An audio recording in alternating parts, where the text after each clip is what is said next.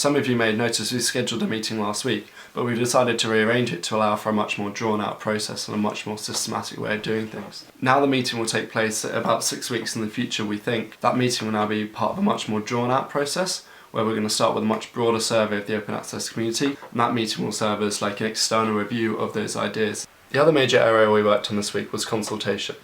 For us, consultation is absolutely critical to what we're trying to do.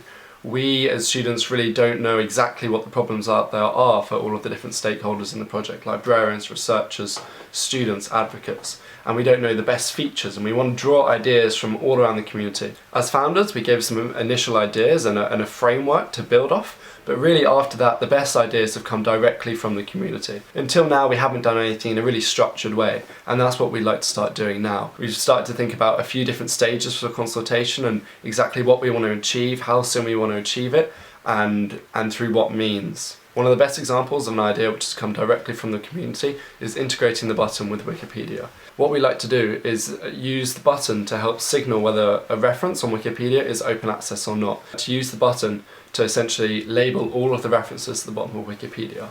This idea won't only be great for raising the awareness of open access, but also for making the references on Wikipedia much more useful to the user by knowing if they'll actually be able to read the research that's behind there. It's ideas like that that prove just how useful consultation has been to us. One of the reasons we're really going to succeed is because we're going to try and build a movement around the button. We don't have the huge budgets that other people do to build this kind of technology, but what we do have is connections to students and other grassroots advocates, and we really want to foster that and engage people like that in a really sophisticated, interesting, empowering way to make sure that where we lose out on having thousands of developers and funding, we make up for in having people around the world supporting the button and pushing out its message, using it to make change, right? That's what we're making it for. We're making it for advocates to be able to use the numbers in there, use the interesting stories to really push for change, and so engaging with the movement.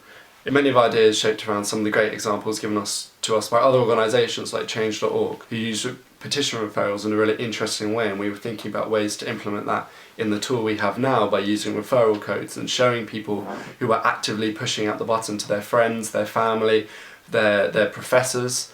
A referral code is something we give an advocate that means that everyone who signed up because of them could put that in. So maybe if you were number one, then everyone who you got to sign up would just put that one in, and you'd be able to see how many people you got to sign up, and we tell you how many paywalls were flagged because of the work that you did, and hopefully that would give you some real ownership over that. Check back next week, where we'll be feeding back on the first in-person meeting the Open Access Button team, where we'll be getting students and also advocates from across the world together in one room to talk about the future of the button. Until then, you can get involved with the button and join the movement here, and you can also check out our blog here.